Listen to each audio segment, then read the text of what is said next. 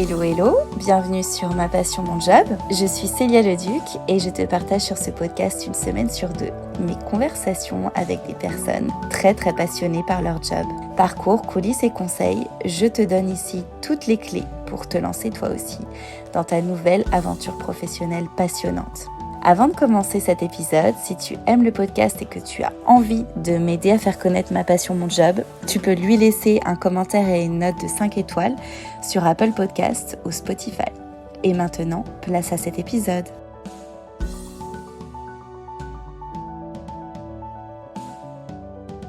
C'est vrai que la plupart du temps sur ce podcast, je discute avec des personnes que je connais pas vraiment.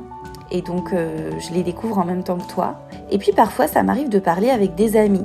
Ça a été le cas avec Jeanne du podcast écologique Basilic, mais également avec une de mes meilleures amies qui est Diane, qui travaille dans le doublage.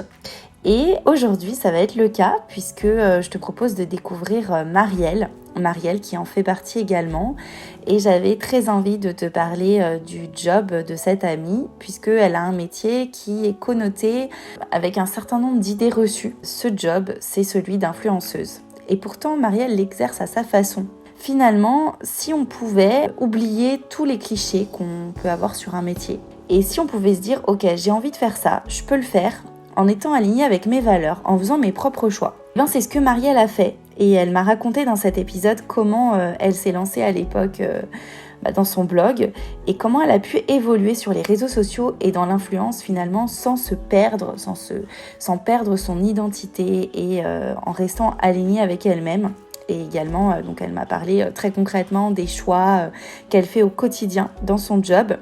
On a aussi abordé sa reconversion puisque Marielle a été infirmière pendant plusieurs années et elle a décidé assez récemment de quitter ce job pour se consacrer à 100% à son métier d'influenceuse.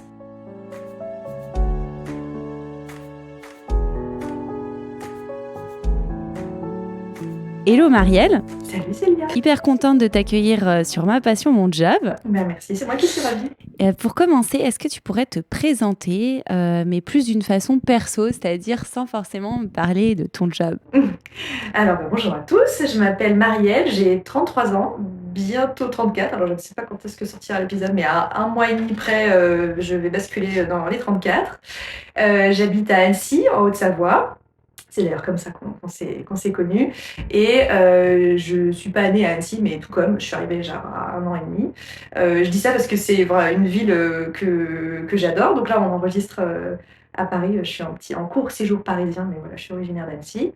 Et puis sinon, je suis mariée à Quentin, que j'ai rencontré au lycée. Voilà, c'est une longue histoire d'amour.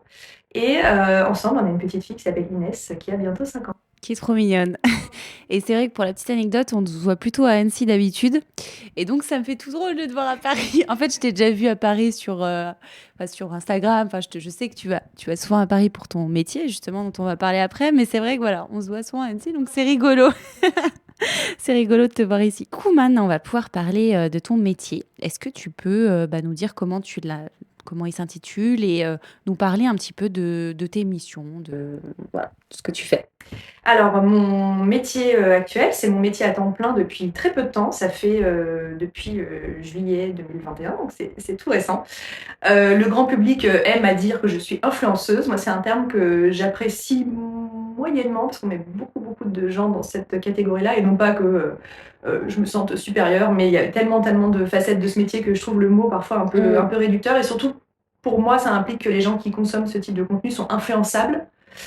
Et je suis pas très à l'aise avec l'idée, mais voilà, pour le grand public, je suis influenceuse. On peut quand même donner ce titre de métier influenceuse, même si, puisque maintenant ça dépasse le côté blog. Complètement. Parce que tu as toujours ton blog, tu écris régulièrement, tu continues. Oui, alors c'est vraiment c'est un média auquel je tiens beaucoup parce que c'est comme ça que j'ai démarré. Donc moi souvent quand je me décris je dis blogueuse. Alors tu disais ça il y a 5 ans, les gens me disaient blogueuse, ça veut dire quoi? Aujourd'hui c'est un peu plus rentré dans les mœurs donc les gens comprennent. Mais j'ai commencé moi sur le blog parce que alors le blog est un peu moins populaire aujourd'hui, mais moi j'y crois. Je crois que c'est un média qui qui va bouger, qui va reprendre de l'ampleur à nouveau. Et puis c'est surtout parmi tout ce que je fais sur Internet, la seule chose qui m'appartient réellement, Ah bah tu oui. vois, avec un nom de domaine, avec voilà. Bah ce que oui, je parce poste que juste finalement, avant. les réseaux sociaux, il y a les algorithmes, il y a tout ça. Il y a Enfin, les algorithmes, puis bon, c'est toujours Facebook qui pilote tout ça derrière. C'est une grande entreprise, alors qui te dit qu'un jour ça va être payant, ou même sans parler de, tu vois, de choses payantes, mais il y a quand même des cerveaux derrière qui décident des choses auxquelles je ne peux rien, enfin contre lesquelles je ne peux rien faire. Et voilà, pour moi le blog c'est la seule chose qui m'appartient vraiment. mais c'est hyper intéressant, en tout cas, ce que tu dis. C'est vrai qu'il y a des influenceuses, tu peux dire le mot, qui sont que sur les réseaux sociaux, qui font plus de blog, et on en voit encore qui continuent régulièrement. Je pense que la régularité aussi de rester fidèle à son premier contenu, entre guillemets, tout en étant sur d'autres plateformes comme tu peux l'être, ça doit être un gros travail quand même de continuer, mais Oui, je oui. pense que en tout cas, c'est à long terme intéressant, quoi. Et c'est même pas dans le but, tu vois, de rendre le truc pérenne, sous-entendu de gagner de l'argent, d'en vivre ou quoi. C'est plus d'un point de vue vraiment personnel. Je dis pas que je suis pas fière de mon compte Instagram, mais vraiment le blog me procure Ouais. davantage de fierté parce que bah, le design, alors c'est pas moi qui l'ai fait parce que c'est pas mon métier, mais le graphisme, tu vois, je l'ai fait avec Juliette Le Breton, que j'apprécie beaucoup son travail. Ça fait des années qu'on travaille ensemble et puis on l'a pensé toutes les deux. Et, Ouais, puis ta possibilité d'écrire des articles plus longs que ce que tu vas Exactement. faire sur Instagram, par exemple. Exactement. Et puis du coup, c'est le seul endroit où tout se rassemble, quoi, finalement, les vidéos, les articles, etc. Ouais, donc tu es présente sur Instagram beaucoup, sur TikTok également, sur Facebook.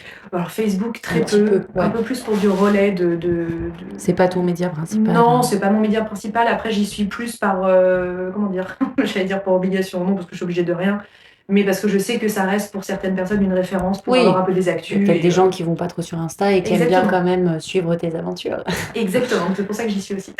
Génial. Pour parler de ta reconversion, puisqu'on peut dire que tu t'es reconvertie finalement, est-ce que tu peux me parler de ton métier d'infirmière d'avant et me dire finalement comment ça s'est fait? Je crois savoir que tu faisais les deux en même temps pendant un certain temps. Voilà, je veux bien que tu me racontes un peu ton parcours et comment tout ça s'est fait. Bah, historiquement, je suis infirmière. Voilà, je suis infirmière diplômée d'État depuis 2010. J'ai fini mes études en 2010. Et très peu de temps après avoir été diplômée, puis après avoir démarré mon premier job, j'ai lancé mon blog, justement. Pourquoi? Alors, on me pose souvent la question, pourquoi tu t'es lancée? Ça fait tellement longtemps que je me souviens pas vraiment des motivations, mais en tout cas, à la base, je donnais beaucoup de conseils beauté, surtout à mes copines. C'était vraiment la passion numéro un, donc je testais beaucoup de choses. Dès que j'avais un peu de sous de côté, je m'achetais la dernière crème, le nouveau blush de chez Ouais, c'était Dior. une passion en fait que tu avais Complètement. quand même pour la beauté et tout ça. Ouais, c'était vraiment le premier secteur qui m'attirait. Je tiens ça de ma maman, de ma grand-mère aussi, qui sont très coquettes, voilà, qui consomment beaucoup ce genre de choses. Et donc voilà, j'ai lancé le blog un peu pour me dire, bah, ça me fera une occupation, un passe-temps, surtout que les études d'infirmière étaient très prenantes, enfin comme beaucoup d'études, hein, mais les stages, les cours, j'étais très occupée. Puis en fait, quand j'ai eu mon premier job, j'étais occupée que 35 heures par semaine, ce qui est déjà pas mal, mais j'avais beaucoup de temps libre. Quentin, qui est devenu mon mari, mais à l'époque, voyageait beaucoup dans toute la France, donc j'avais beaucoup de temps où j'étais seule, voilà, on n'avait pas d'enfants, etc.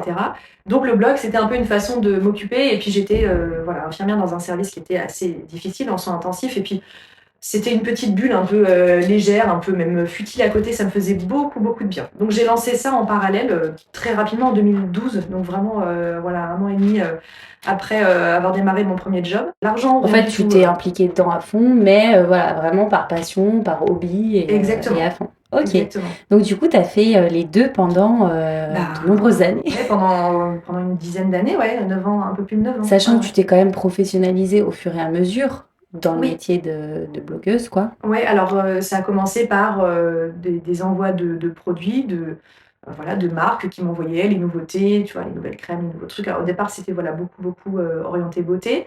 Alors moi déjà, je trouvais ça incroyable. Bah tu oui. vois, Recevoir tes produits préférés. Ah mais c'était dingue. Alors il n'y avait pas du tout d'échange d'argent. Déjà à l'époque, c'est quelque chose qui était moins répandu qu'aujourd'hui. Mais moi, voilà, juste recevoir une crème, un shampoing de temps en temps, ça me donnait de la matière pour faire mes articles. C'était déjà génial. Et puis après, bah, l'audience a grandi. Et puis j'ai des personnes qui me suivent depuis quasi les tout débuts. Et puis, tu vois, j'ai encore rencontré des lectrices hier qui me disent ça fait 7 ou 8 ans que je te suis. Oh, ça me fait super bizarre, quoi. C'est génial, en fait, d'avoir tenu aussi sur la durée, parce que c'est quand même un travail.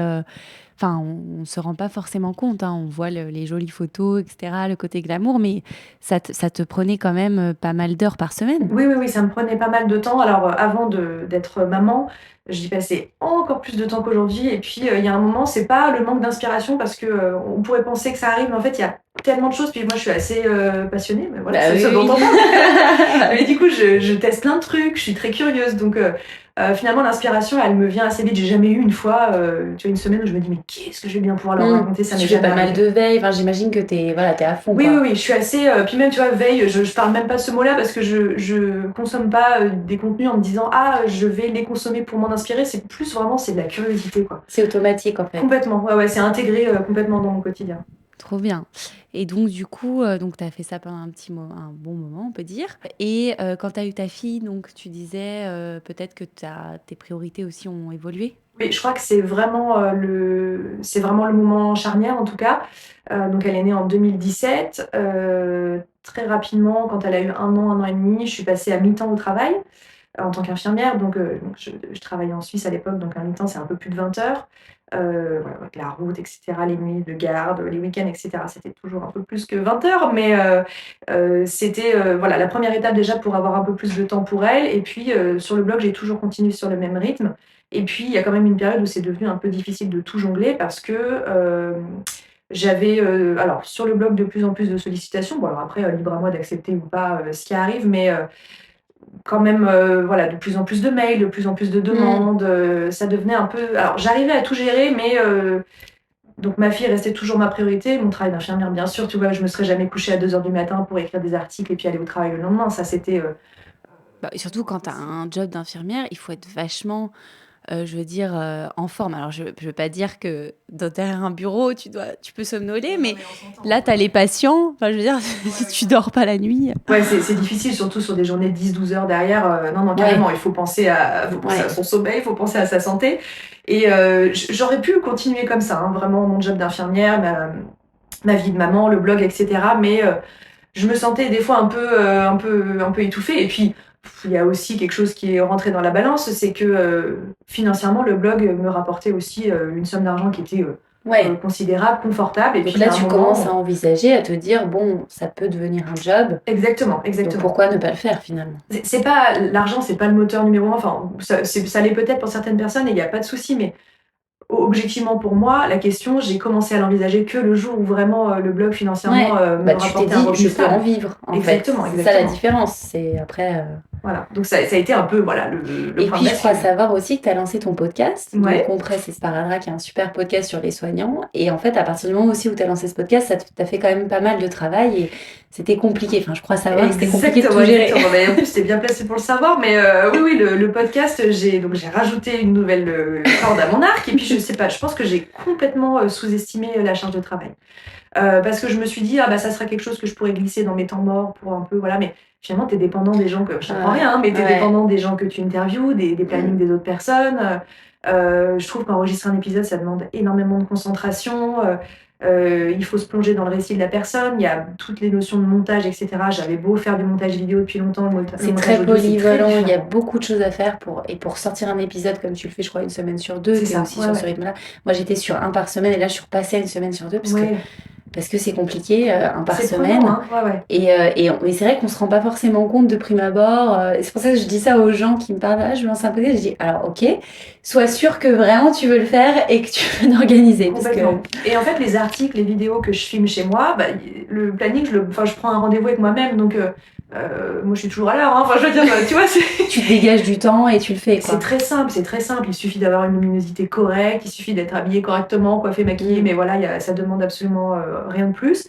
Là, tu es dépendant du planning de quelqu'un d'autre. Je trouve que le montage audio, c'est très différent du montage vidéo. Ça prend du temps. Ça prend du temps, il y a quand même une exigence sur la qualité parce que tu n'occupes qu'un seul sens au lieu de deux. Enfin, c'est très différent. Donc voilà, il y a eu ça aussi qui est rentré dans la balance. Et puis l'envie aussi tu vois, j'aurais pu tout à fait dire le blog maintenant, je laisse de côté, ou alors je ralentis le rythme, ou alors j'abandonne le podcast parce que ça me prend trop de temps. Mais en fait, j'étais bien portée par tous ces projets. Et puis. T'avais pas envie, tout simplement. Exactement, ouais. Puis surtout envie de tenter l'entrepreneuriat à 100%. Et puis c'est ce que je te disais en off, mais j'ai pas l'impression d'avoir abandonné mon métier d'infirmière. Je suis pas partie, tu vois, sur un burn-out ou une notion d'épuisement. Alors j'étais fatiguée, mais comme beaucoup de personnes. Mais d'ailleurs, j'avais beaucoup de mal à me l'avouer. C'est une fois que j'ai arrêté que je m'en suis rendu compte. Souvent, quand on est dedans, on a parfois du mal. Tant qu'on n'est pas arrivé au point de non-retour. Et puis ça faisait 10 ans, quoi. Donc c'était une sorte de ronron, une sorte d'habitude. Je me levais le matin, oui, je me disais, je suis fatiguée, mais comme tout le monde. Enfin, puis une fois que j'ai arrêté, je me suis dit, j'étais quand même. Je pense que ce que tu as fait quand même de composer entre la petite, ta vie privée et les deux jobs, parce que finalement c'est devenu quand même un job, on peut dire. Ça l'était quand même. C'était quand même fatigant, j'imagine, de tout compiler, quoi. Et je m'en rendais pas compte.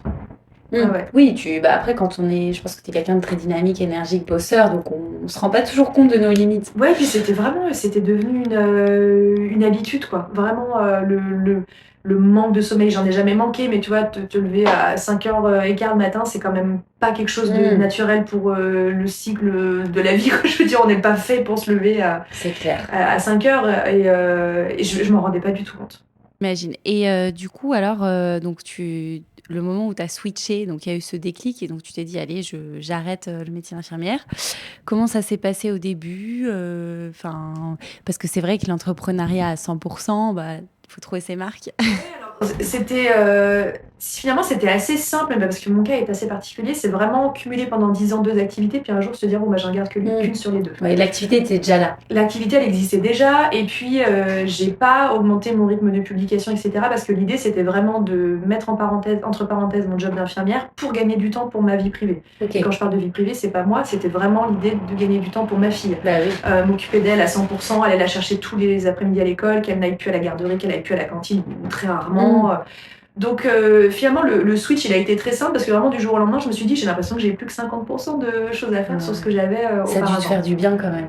Alors les 2 premiers mois, surtout que j'ai arrêté de travailler le 30 juin, donc vraiment juillet août, je me suis dit je suis en vacances. Vraiment. Génial. Ça m'a fait très bizarre, surtout que tout ce qui est un peu le lancement de marques, collab, etc. c'est un peu au ralenti l'été. Je me suis occupée de ma fille à fond à Annecy. C'est clair qu'infirmière, vous êtes confrontée quand même à des... Je sais plus dans quel service tu étais. J'étais en soins intensifs. En soins intensifs. Ouais, donc même émotionnellement, même si tu le gères, mais c'est quand même pas rien. Je veux dire, tu vas pas faire des heures par-ci par-là. C'est quelque chose de prenant mentalement aussi. Et tu travaillais pas mal de nuits en plus, je crois. Alors, sur les dernières années, de moins en moins, parce que j'avais la chance d'avoir des collègues qui aimaient beaucoup les nuits, donc on arrivait un peu à se partager les choses. Donc maintenant, on va revenir au métier d'influenceuse. Si on peut... qu'est-ce que tu préfères dans ce job? Qu'est-ce qui t'épanouit le plus? Bonne question. Moi, ce qui me plaît le plus, c'est vraiment d'avoir créé un métier. Même si, influenceuse, maintenant, c'est un métier, mais une marque me contacte pour une mise en avant de tel produit, ils peuvent contacter 10 personnes, il n'y a pas une seule de ces 10 personnes qui parlera du produit de la même façon que l'autre, quoi. J'ai aussi cette liberté qu'on me contacte pour... je donne vraiment n'importe quel exemple, une marque de vêtements, je regarde les vêtements, ça me plaît pas, de dire non. Il n'y a quand même pas beaucoup de métiers dans lesquels on peut dire non, ça m'intéresse pas. Et ça, c'est une telle liberté, c'est tellement agréable de vraiment de penser son métier comme on a envie de le penser, quoi. De jamais être contraint par quoi que ce soit. Moi, c'est vraiment sur 100 propositions qu'on me fait, mais je sais pas si j'en accepte peut-être 10 à peine, parce que vraiment, il y a plein de choses qui... objectivement ne me parlent pas, ne me plaisent pas, ne m'intéressent pas. Tu te sens libre de choisir ce qui te correspond à toi. Exactement. Ça ne veut pas dire que ce qu'on me propose n'est pas bien ou c'est pas. Il y a forcément un public. Faut bien choisir. Tu peux pas tout passer, quoi. C'est ça. Et ça, c'est une grande liberté. Et je pense pas qu'il y ait beaucoup de métiers dans lesquels on puisse se permettre justement cette liberté-là. Ok. Et les côtés moins cool, peut-être du job, ce qui te plaît un peu moins. Alors, ça prend pas le dessus sur tout ce que j'apprécie. Le milieu qui est parfois un peu... Moi, je me sens parfois un peu en décalage avec les personnes qui évoluent dans ce milieu-là. Ça peut être un peu fake. Le côté superficiel. Soit superficiel, soit des gens qui veulent se faire des relations pour se faire des relations. Des fois, il y a des... Opportunistes, Ouais, un peu opportunistes. Alors, du coup, vu que je suis en province, les choses sont un peu différentes. Voilà, Paris, moi, c'est pas du tout mon quotidien. Tu vois, les grands événements, les trucs. Moi, j'y vais vraiment... très très rarement. Peut-être l'isolement aussi. Alors moi, j'en souffre pas parce que déjà j'ai plein de copines en plus qui ont des horaires un peu en décalé au niveau du travail, donc je les vois très souvent. Tu vois, à commencer par toi, c'est cool de se voir en semaine, quoi. Voilà, c'est pas forcément des copines qui ont des horaires. Ça, de c'est une bureau. liberté que j'apprécie aussi dans l'entrepreneuriat, Ouais. c'est de pouvoir s'organiser. Je peux bosser le week-end. Donc, ce week-end, j'ai une Exactement. formation, je vais bosser tout le week-end. Mais voilà, si dans la semaine, je veux me faire des petits moments, on peut se voir et tout. Ça, c'est vraiment très agréable. Mais du coup, je pense pour certaines personnes, il peut y avoir un côté où on peut se sentir un peu isolé. Oui, c'est vrai. C'est loin d'être simple au début. Enfin, quand on se lance dans l'entrepreneuriat au tout début, surtout les gens qui ont jamais... Toi, tu l'avais quand même développé ton activité, donc tu savais un peu comment ça se passait. Mais les gens qui switchent complet en disant « je vais me lancer », il faut rejoindre des communautés, il faut... Bon, moi, j'avais le podcast et puis je suis quelqu'un de très sociable, donc j'échange tout le temps. Mais tu vois, si j'étais pas comme ça pourrait être plus compliqué. Je me suis fait la remarque. Ouais, si t'as pas trop de... J'allais dire, si t'as pas grand monde qui évolue dans ce milieu, mais même moi, j'ai pas non plus des copines blogueuses, influenceuses, j'en ai pas des milliers non plus, mais... Mais t'es bien entourée, en tout cas. Je suis très bien entourée, ouais. Et puis aussi par Quentin qui t'aide. Ben oui, voilà, on ne fera pas un podcast sans parler de Quentin. Ouais, c'est très agréable, c'est même plus qu'agréable, c'est hyper valorisant, il me pousse, il me booste. C'est un moteur dans ton activité, quoi, on peut le dire. Ouais, vraiment, c'est quelqu'un de fabuleux. Et puis, tu vois, il prend jamais à la dérision ou en me disant c'est très léger, c'est très futile. Enfin, il dénigre jamais ce que je fais, il me porte, il me soutient, tu vois. C'est un détail, mais quand je fais mes épisodes de podcast, je les monte, il les écoute avant qu'ils soient publiés. D'accord, il donne son avis, il t'aide. C'est génial, quoi. C'est tellement gentil de faire ça, quoi. Ouais. Et puis vraiment, il me dit ça c'était bien, ça c'était moins bien. Vraiment, j'ai des critiques constructives. Et il regarde toutes mes vidéos. Et, tu es pas dans le genre contrôle, quoi. Ça, non, c'est parce qu'il y a des gens qui vont se dire là, mais qu'est-ce qu'il est toxique cet homme. Non, et il ne tient pas la main. On ne se métraîne pas. Non. Non, puis même sur la partie comptabilité, il peut t'aider parce qu'il est dans le poussier. Voilà, donc c'est génial. J'ai beaucoup de chance. Ça, c'est bien. Et après, sur les côtés de l'influence, peut-être un peu plus difficile, j'imagine parfois les agences, il peut y avoir des pratiques, ouais, des choses. Ça change pas mal quand même. On tend vers du mieux, mais c'est vrai que c'est un peu compliqué parce que des fois, tu as des... Alors, je parle de marques, mais ça peut être des agences, peu importe, qui te contactent pour de la création de contenu. Puis il y a des personnes qui ont envie genre, de te donner un script et de te le faire lire, quoi. Puis toi, t'es là, si vous me contactez moi, c'est parce que vous aimez ma façon de présenter les choses. Et en plus, vraiment, s'il y a des agences ou des marques qui écoutent ce podcast, vraiment, la seule chose qui fonctionne, c'est de laisser la personne parler, enfin, de la contacter pour ce qu'elle est, quoi. Ouais. Moi, les collaborations qui fonctionnent, c'est celles où on me laisse pas carte blanche, parce qu'il faut bien me donner un brief avec des infos, des choses, des messages. Mais t'exprimer à ta façon et non pas qu'il y ait 10 autres influenceuses qui fassent la même chose. Sinon, il faut s'acheter un panneau de pub dans un abribus, tu vois, ou un encart dans Madame Figaro ou dans Elle. Et puis du coup, ça fait perdre la crédibilité du métier. Parce que moi, bien souvent, je sais qu'il y a des gens, ils ont un peu un a priori sur le job d'influenceur et tout. Ils disent oui, mais de toute façon, c'est juste pour vendre. Mais en fait, ça, c'est aussi la faute aussi de certains influenceurs qui sont dans ce mode-là, de certaines agences, etc. Mais c'est pas du tout le cas de tout le monde. Enfin, je veux dire, toi, par exemple, ce que tu valorises, c'est des choses que tu aimes vraiment. T'acceptes que ce que t'aimes. Complètement. Et en plus, je le dis souvent, mais avant d'être influenceuse, moi, je suis aussi consommatrice de ces contenus-là. Donc, je m'impose la rigueur que moi, j'aimerais voir chez les autres. Alors, je ne prétends pas du tout être parfaite, mais ce que j'ai bâti, entre guillemets, même si c'est un peu présomptueux de dire ça, mais pendant ces 10 dernières années, j'ai pas envie de le balayer avec un truc téléguidé. Pas pour avoir 3 000 € de plus. Voilà. Et puis moi, j'ai mes copines, tu vois, qui suivent mon blog, mais je n'oserais pas me regarder dans un miroir si je vendais un truc qui me plaît pas, qui me convient pas. C'est trop précieux, justement, de pouvoir vraiment donner mon avis sur ce que j'aime. Mais ça, c'est hyper important de rester authentique, fidèle à ses valeurs et de se dire, parce que ça peut quand même être... tentant des fois quand on te propose des opérations un peu alléchantes, tu te dis c'est vrai que, parce que je veux dire maintenant que t'en vis, de se dire ça et de se dire non, je reste dans ma ligne, quoi. Ouais, voilà, il y a des très très belles sommes à la clé des fois pour certaines mises en avant, création de contenu, mais il faut vraiment rester fidèle à ses valeurs et du coup je suis fière aussi, j'ai du mal à dire que je suis fière de moi. Il faut le dire, attends, Muriel. Le syndrome de l'imposteur, on l'enlève. Je suis vraiment à fond dedans, mais je suis fière aussi d'avoir pris la décision de vivre de ce métier-là, qu'à partir du moment où je pouvais en vivre confortablement sans avoir à accepter tout ce qu'on propose financièrement. Tu vois ce que je veux dire? Ouais, pas besoin, parce que c'est vrai que quand tu te lances du démarre, bah hop, faut que ça rentre, donc des fois tu. Voilà. Ouais. Et ça, dans l'influence, c'est un truc, je voudrais pas donner des conseils parce que qui suis-je pour donner des conseils, mais c'est difficile de démarrer en se disant tout de suite, il faut que j'en vive. Parce que ça veut dire que forcément, à un moment, il va falloir accepter des trucs avec lesquels tu n'es pas forcément en adéquation. Oui, parce qu'il faut le temps de construire. Ouais, c'est ça. De Déjà, bâtir. une communauté qui a tes valeurs, qui te suit pour qui tu es. Et vraiment, il y a de la place pour tout le monde. Alors ça, mais même encore aujourd'hui, on me pose souvent la question, est-ce que on peut se lancer aujourd'hui? Mais bien sûr. C'est des gens qui disent, mais c'est trop tard. Mais moi, je pense que c'est pas trop tard. Déjà, il y a tellement de plateformes, puis alors la plateforme de demain n'existe pas encore, donc oui. tu vois, TikTok, Twitch et tout ça. Plein de nouvelles façons de faire finalement. Mais oui, il y a vraiment de la place pour tout le monde. Et puis si votre profil intéresse, les gens vont vous suivre pour qui vous êtes et pas pour ce que vous présentez. Enfin, je sais pas. Ouais. Non, je pense qu'il y a encore de la place pour tout le monde. Est-ce que tu pourrais me parler d'une journée type? Alors, je sais que ça change tout le temps, hein, mais je veux dire, voilà, un petit peu, voilà, pour revenir sur ton planning. Donc vraiment journée type, c'est vrai qu'il y en a pas réellement parce que ça change tous les jours, mais on va prendre une journée dans la semaine. Je dépose ma fille à l'école le matin.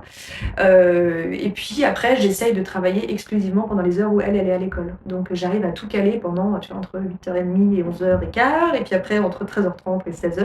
Ok. 4 jours par semaine. Bon, il y a toujours des moments où ça déborde un peu, mais globalement, j'arrive à tout caler dans ces heures-là. Le mercredi, tu coupes un peu? Le mercredi, je coupe. Ouais. Il peut m'arriver du coup de répondre un peu à quelques mails, des trucs un peu urgent avec de gros guillemets, parce que vraiment il n'y a rien d'urgent dans tout ça, mais sinon c'est assez off pour rester avec elle. C'est un luxe que je peux me permettre d'avoir, que j'avais pas avant. Je fais toujours un tour sur mes mails parce que c'est quand même le canal par lequel on me contacte le plus souvent, même quasiment tout le temps. Que ça soit autant pour des lectrices qui m'envoient des mails, coucou, est-ce que tu as une crème à recommander pour tel type de peau, etc. Je viens à Annecy, qu'est-ce que tu me conseilles de faire ce week-end? Parce que mine de rien, tu as quand même, alors on peut le dire, une grosse communauté, mais surtout une grosse communauté très engagée, avec beaucoup de questions, de retours. Mais c'est des et amours. Ça, à gérer. J'en ai encore rencontré 5 hier, je te jure, mais des amours. C'est sûr que ça fait beaucoup d'amour. Ah, mais vraiment.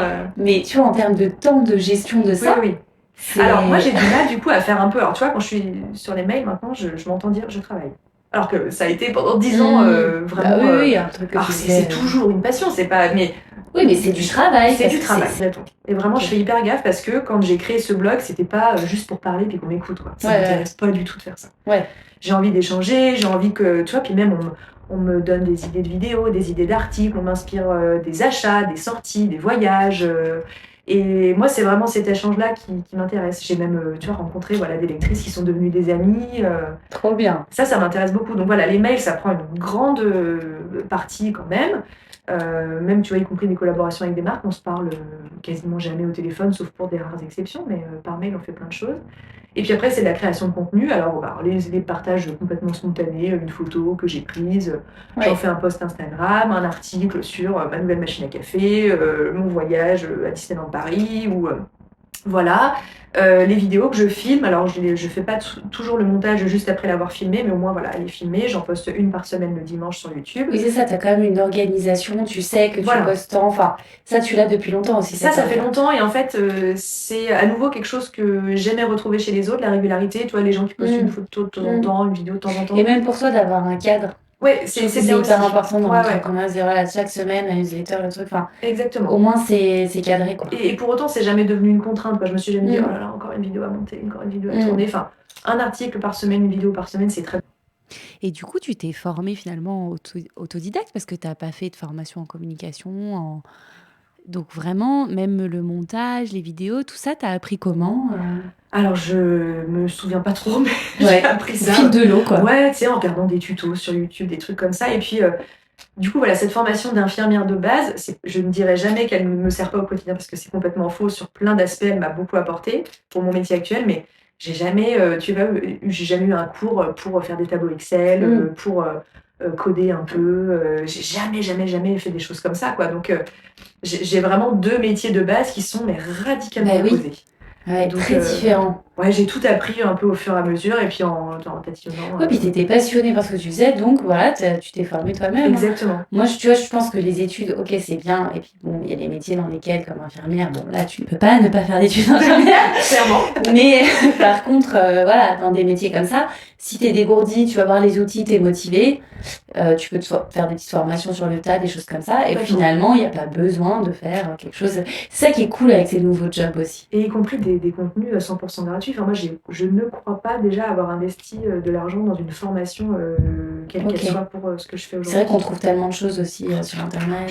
Faut être curieux. Ouais. Faut passer du temps, faut regarder par des contre, vidéos. C'est du boulot. C'est du boulot. Et puis après, c'est des automatismes. Tu vois, le montage vidéo, je ne sais même pas. J'ai une copine qui a fait un montage il n'y a pas longtemps qui m'a posé des questions au téléphone. Et elle m'a dit comment tu fais pour couper, et je faisais comme ça avec mes doigts le geste et je me disais mais qu'est-ce que je tape sur quoi, sur quoi tu le fais automatiquement. Automatiquement, ouais. Alors je dis CTRL B, CTRL V, et je dis mais tu tapes sur quoi? Et il a fallu que j'aille devant l'ordinateur et je dis c'est CTRL B. D'accord. Ah, c'est génial. Et est-ce que tu pourrais me raconter une petite anecdote, une ou plusieurs petites anecdotes, je sais pas, de ton job, alors soit des anecdotes croustillantes, marrantes, ou un peu plus, ou des choses un peu plus compliquées qui t'ont moins plu, enfin je sais pas, il y a peut-être sûrement des choses quand même. Il y avait il y a une anecdote qui me vient. J'avais une peur à un moment un peu que mes deux métiers se rejoignent, ce qui est un peu stupide. Donc je me disais, tu sais, ça fait un peu genre c'est Batman, tu sais, justicier masqué, etc. Ouais. Donc je me disais genre je suis blogueuse, puis après je suis infirmière, mais je veux pas que les deux se mélangent. Donc Ah oui, tu voulais séparer. je voulais un peu séparer les deux. Surtout séparer mon métier de blogueuse une fois que j'étais au travail en tant qu'infirmière. Donc pour moi c'est très important de séparer les deux. Et puis un jour il y a une patiente qui m'a reconnue en salle de réveil. Ah oui, c'est Marielle du blog de Néo. Ça doit faire bizarre. Ça m'a fait bizarre. Parce que ça m'arrive, on me reconnaît dans la rue, surtout à Annecy, j'ai beaucoup de personnes qui me suivent qui sont d'Annecy. Donc alors ça me fait toujours bizarre, je suis surtout très gênée, puis toujours un peu timide, mais je suis très contente. Ça fait plaisir, ouais. Ça me fait super plaisir, je suis toujours très contente qu'on vienne me voir. Et là, c'était un peu la rencontre des deux mondes. Bah, disons qu'en plus, là, c'est dans un cadre dans lequel tu t'attends pas. Enfin, en plus, c'est dans ton cadre de travail. Je l'ai pas vu venir du tout. Ah ouais, je l'ai vraiment pas vu venir. Mm. Et je me suis dit, oh là, qu'est-ce que c'est bizarre. Puis en fait, après réflexion, mais qu'est-ce que ça peut faire? J'étais infirmière ce jour-là, elle regardait mes vidéos, puis ça s'est représenté plusieurs fois bon, ça s'est pas représenté des milliers de fois, mais peut-être 5 ou 6 fois. Ça faisait beaucoup rire mes collègues. Et puis, pareil, dans un premier temps, quand j'étais infirmière, je ne disais pas, à mes collègues proches, je le disais, mais tu vois, à la hiérarchie, aux médecins, etc., je le disais pas, que j'avais le blog à côté.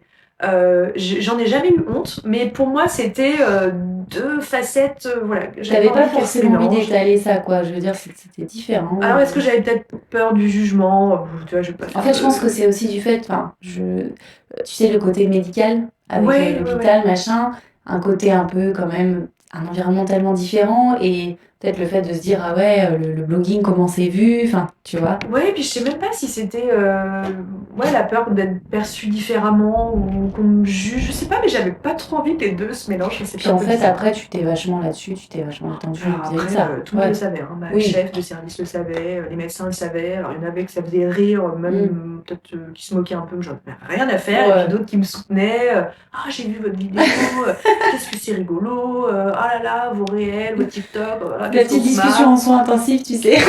Et ça détend l'atmosphère aussi. Surtout dans des services comme ça, franchement, on a besoin de rire, quoi. Donc, non. Après, j'avais plus du tout de problème avec ça. Et puis, quand j'ai démissionné, je l'ai dit clairement, quoi. Voilà, je vais vivre ma passion à 100%. Tout le monde était très content pour moi. Il n'y a pas du tout eu de jugement, genre, qu'est-ce qu'il fait, qu'est-ce qu'il prend. Et voilà, puis à nouveau, je suis partie en quoi, parfois, on peut mal vivre un truc sur le moment, puis finalement, c'était un peu bête. Ça désamorce. Ouais. Bah, c'était bon, c'est ton ressenti et c'est ok, mais c'est vrai que je comprends que c'était un peu dans ton Marielle qui est plein d'identités. Vraiment, ça va. Tu vois, la première personne qui m'a dit oh, c'est Marielle. J'ai dit oh, mais qu'est-ce que oui, c'est moi, mais. Qu'est-ce que je lui réponds c'est moi, mais c'est pas moi, quoi. Enfin, c'était très bizarre. Ouais, non, mais je comprends très bien. Est-ce que tu aurais un conseil à donner à celles et ceux qui voudraient se lancer dans l'influence, puisque tu dis qu'aujourd'hui, c'est encore possible de se lancer? Ouais, non, c'est vraiment possible. Alors. Le conseil vraiment numéro 1, c'est un peu bateau, mais vraiment ne pas être piloté par l'envie de gagner de l'argent. Enfin, à la fois, je peux comprendre, il y a peut-être des gens, t'es bien placé pour le savoir, qui sont dans des situations peut-être professionnelles qui sont difficiles et qui voient peut-être l'influence comme une porte de sortie, mais faut en tout cas vraiment, vraiment rester authentique parce qu'il n'y a que ça qui fonctionne si vraiment c'est l'argent qui vous drive. Et puis restez vous-même parce qu'en fait, les gens, ils vont vous suivre pour qui vous êtes et pas pour ce que vous montrez, quoi. Moi, le plus beau compliment qu'on puisse me faire, et on l'a fait hier, c'est: «Ah, t'es comme, dans tes vidéos».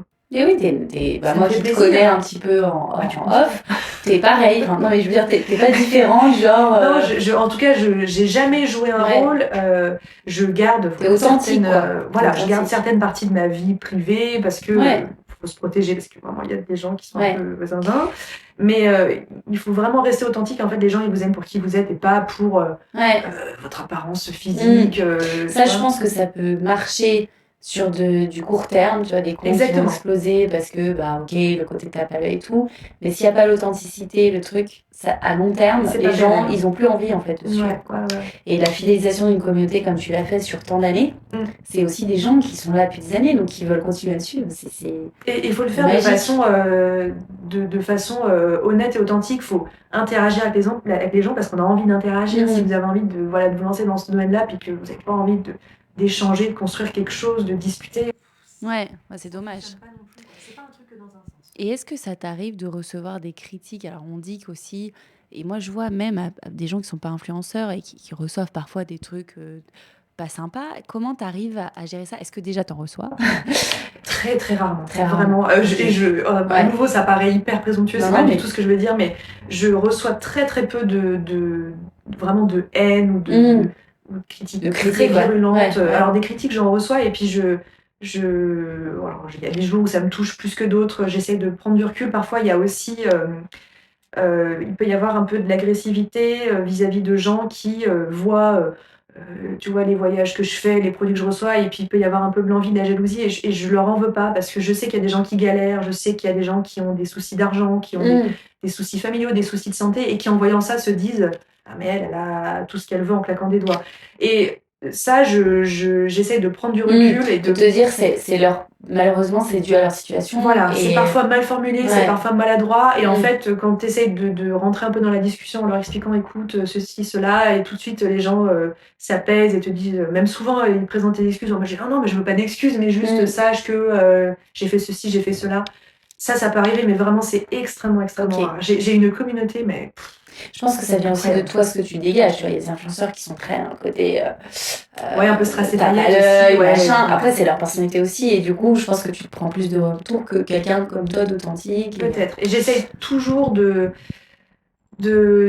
replacer un peu les choses dans leur contexte. Tu vois, quand je présente un produit très coûteux, tu vois, j'avais fait une vidéo sur l'Apple Watch. Qui peut se permettre de s'acheter une Apple Watch? Pas tout le monde, tu vois. Donc au début de la vidéo, j'avais bien dit: je vous présente cette montre parce que moi je l'aime beaucoup. C'est pas c'était Jacques Seguela qui disait faut avoir une Rolex à 50 ans, tu vois. C'était pas du tout l'idée de la vidéo, quoi. C'était plus faire découvrir, et puis à ceux qui pourront s'en offrir un projet. Mais je pense que le côté humble aussi, tu vois, le côté humble plaît aux personnes. Hein. C'est ça, c'est de se dire: j'ai la chance de vivre plein de choses, de tester plein de choses, mais peut-être que vous pourrez pas tout. L'idée, c'est pas de vous faire absolument consommer, en fait. Tu vois, c'est ça.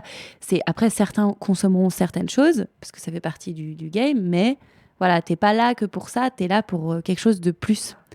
Et je pense que c'est ça qui est intéressant chez les influenceurs qui vraiment ont quelque chose à jouer et vont être suivis sur le long terme. C'est ce côté, je suis là pour avant tout faire passer des messages, montrer des choses, faire découvrir, et pas pour vendre mon truc à tout prix. Tu vois, c'est ça. Et après, ça vient avec. C'est-à-dire qu'il y a des gens qui rachèteront, tu vois. Mais c'est pas ton sujet. Enfin. Non, c'est ça. Et c'est parfois un peu difficile à faire comprendre aux marques aussi. Par exemple, tu fais une collab avec une marque, et puis je sais pas, il y a un code promo. Alors, je ne suis pas, tu vois, forcément rémunérée, même rarement sur le code promo. Puis elles vont te dire derrière: ah, il n'a pas été utilisé beaucoup de fois. Oui, mais moi, je ne suis pas VRP, quoi. Enfin, on fait une collab, je participe peut-être au branding de la marque. T'as pas forcément de REM sur les codes promo? Non, très rarement. Ah, d'accord. Moi, je pensais qu'à chaque fois qu'il y avait des codes promo. Du coup, je te parle pour une influenceuse de mon niveau. Peut-être que celles qui ont des millions, elles ont peut-être une rémunération. Je veux dire, c'est pas forcément ce qu'on croit. Non, pas du tout. D'accord. Le code promo, c'est plus une façon pour les marques de justement de traquer les ventes derrière. Oui, de voir les retombées, quoi. Et puis parfois, ils peuvent te dire: ah, le code promo, il a pas super bien fonctionné. Putain, moi, je suis là. C'est très gênant de me dire ça parce que qu'est-ce que vous voulez que je vous réponde? Oui. Après, vous m'avez choisi. Bon, bah. Puis on peut pas parier sur les envies des gens, sur. Non, puis vraiment, je suis pas VRP, quoi. C'est ça, t'es pas commercial. Enfin, c'est ça que les gens ont du mal à comprendre. De la marque, ça vous fait connaître aussi. Tu vois, je sais pas, tu parles d'une marque qui vient de se lancer une fois, deux fois, puis il y a une autre personne qui en reparle une troisième fois, puis c'est peut-être qu'à la quatrième fois que Le client se dira, ah, ça fait 4 fois. Et je pense que c'est sur le long terme aussi. Je veux dire, Bien c'est que sûr. les gens, ils vont revoir le truc, ils vont se dire, ah, c'est bien, bah tiens, là, je vais en profiter. Exactement. Mais c'est vrai que ce côté un peu trop, avoir les influenceurs comme des vitrines d'achat, Ça, c'est un peu il y a gênant. encore ce truc-là, et je trouve ça bien de montrer qu'en fait, non, toi, tu le vis pas comme ça, et que c'est possible de travailler autrement. J'entends bien que leur objectif à la fin, c'est d'augmenter le nombre de ventes. Enfin, je veux dire, personne ne fait ça pour la gloire, hein, mais bon, voilà, il y a des façons de le présenter. Il y a des façons de faire. Attends, on a un objectif, mais derrière. Mais ça, je dis ça comme si c'était une généralité, pas du tout. Non, mais encore une fois, c'est une partie, mais ça fait partie aussi de. Ça. Et pour parler un petit peu par rapport aussi au choix que tu fais dans ton job, parce que c'est pas le cas de toutes les influenceurs aussi dans leur métier, mais par exemple de pas forcément montrer le visage de ta fille. Alors tu montres ta fille, mais plutôt de dos ou ça, du coup, si tu peux juste me parler un peu de ça. Alors, je suis très virulente sur le sujet. Tu sais, il n'y a pas beaucoup de sujets qui me portent comme ça. Mais l'exposition des enfants sur Internet, c'est vraiment un truc qui me questionne. Pour moi, un enfant n'a rien à faire sur Internet. Parce qu'il ne donne pas son avis, parce que vous n'êtes pas maître de son image. Parce que... Puis il y a un côté, je trouve, voyeurisme, en fait, de montrer l'enfant. Ouais. Ah, comme il est mignon. Ouais, alors, je sais pas. Puis alors, moi, tu vois, on me dit t'es moche, bah super, c'est cool. Enfin, vas-y, hein. Insulte-moi. Vas-y, qu'est-ce que tu veux, j'ai jamais dit que j'étais belle. Puis bon, en plus, je suis pas. C'est pas que je m'assume à 100%, mais je suis très à l'aise avec t'es comme t'es. mon image. Je sais que je suis pas la plus belle, puis j'en ai rien à faire, mais tu me dis à ma fille, t'es moche. Déjà, moi, ça va me détruire le cœur. Puis alors, elle, je me dis, le jour où elle sera en âge de comprendre, mais pitié, quoi. Donc, ça, c'est un truc, déjà, je n'entends pas.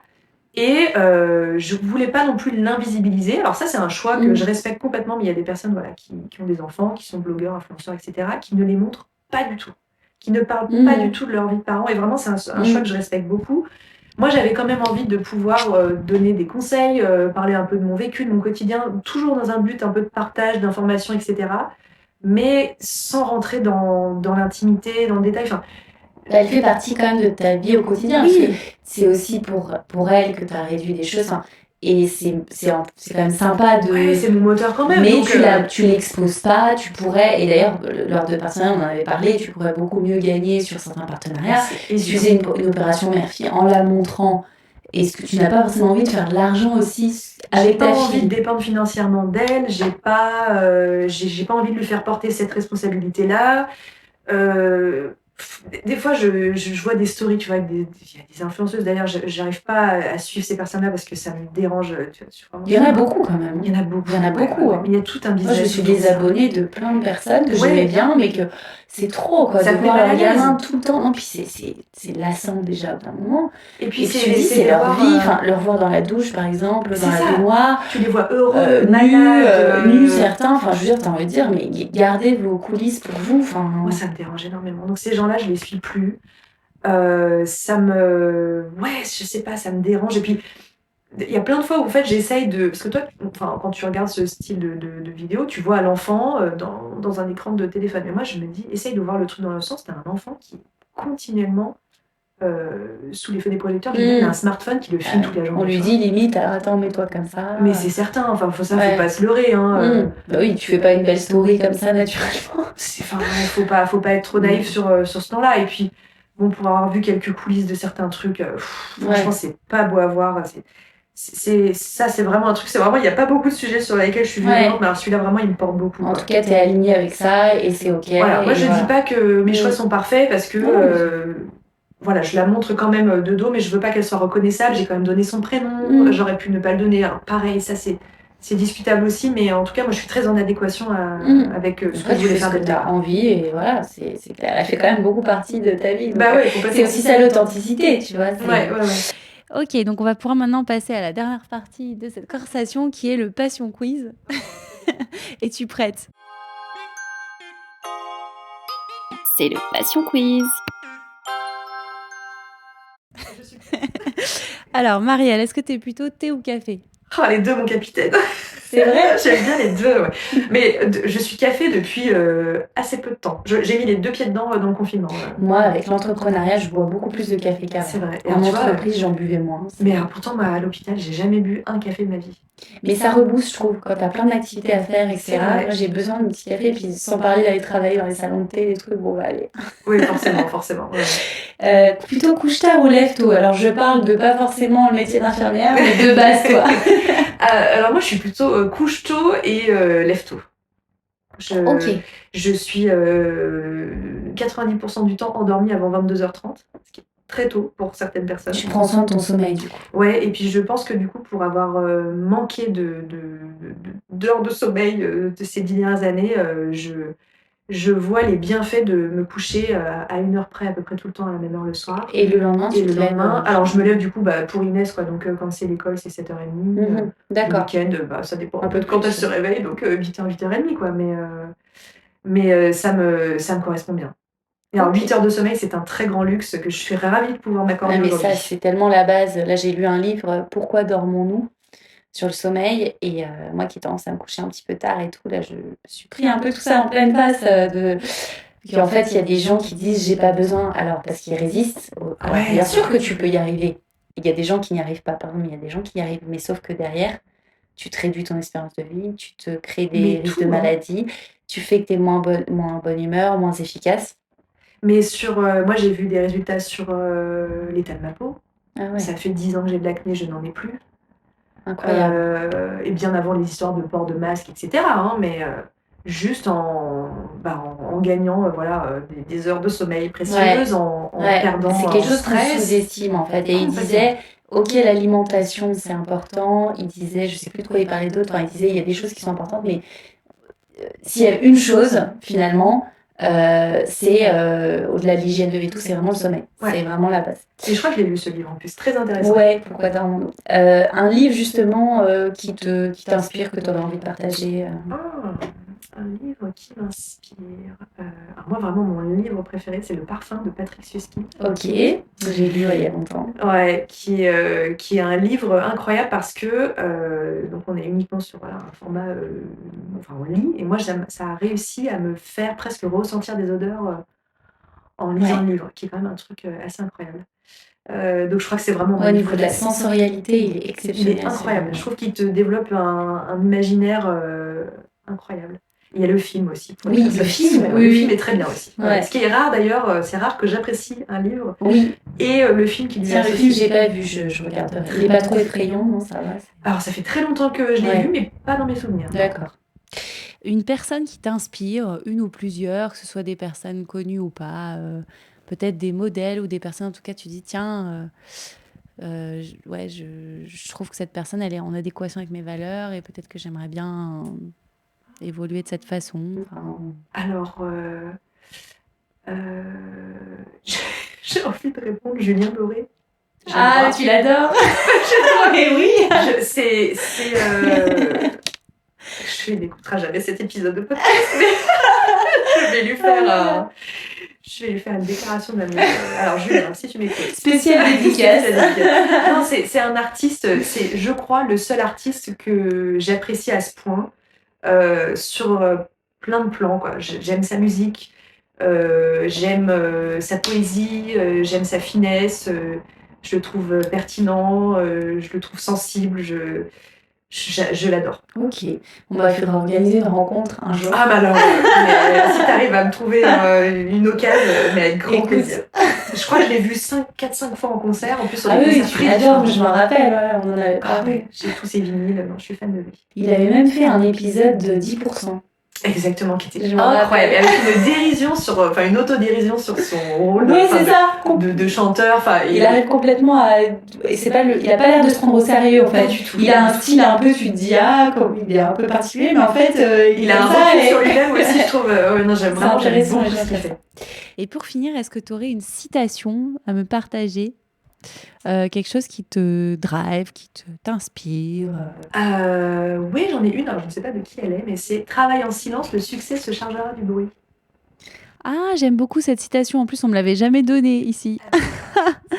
Ouais, de pas toujours tout montrer tout de suite, de prendre le temps de faire. Tu sais, de hyper des trucs pendant des heures, de faire du teasing sur plein de trucs, genre ma vie est fabuleuse et tout. Non, juste travail. Ouais. Et puis Prends si le temps. c'est bien, il n'y aura pas besoin d'en faire la promotion. Enfin, je sais pas comment. Ouais. Travailler En tout cas avec authenticité dans l'ombre, faire ce qu'il Ouais, faut c'est faire. ça, c'est ça. Et puis quand c'est fini, et ben après là, ça. Après, t'arrives des trucs top, et puis tu dis, mais comment ça se fait? Puis après, tu réfléchis, tu dis, ah oui, bah, c'est peut-être parce que j'ai fait telle ou telle chose, mais c'est une petite leçon d'humilité aussi pour avancer dans la vie, quoi. Je ne sais pas du tout de qui est cette citation, donc elle n'est pas de moi. Eh ben, je regarderai, mais je l'avais déjà entendue, mais jamais ici, donc je suis contente. Ah bah voilà. Tu n'as pas dit la fameuse citation fais de ta vie un rêve une réalité. Parce que alors celle-là, maintenant, je préviens. Elle est standard. Non, Genre carpe diem. non, on a fait plus original. Merci beaucoup Marielle pour cette conversation.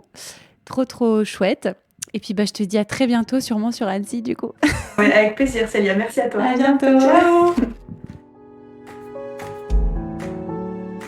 Un grand merci pour votre écoute. J'espère que cette exploration vous a plu. Si vous avez écouté cette conversation jusqu'ici, eh bien je pense que oui. Alors le meilleur moyen de me le dire et de m'aider à faire connaître le podcast, eh bien c'est de me laisser un petit mot doux en commentaire avec une note de 5 étoiles sur Apple Podcast ou sur iTunes. Ça vous prend 1 minute et vraiment ça m'aide énormément. De mon côté, sachez que j'ai pris beaucoup de plaisir à vous faire découvrir cet univers et ce job passionnant. Si vous avez quelque chose à me suggérer, un commentaire ou quoi que ce soit d'autre, eh bien vous me contactez par mail à mapassionmonjob@gmail.com. Et pour ne rien louper de mes aventures d'exploratrice et retrouver toutes les coulisses du podcast, eh bien ça se passe sur le compte Instagram et Facebook de Ma Passion Mon Job.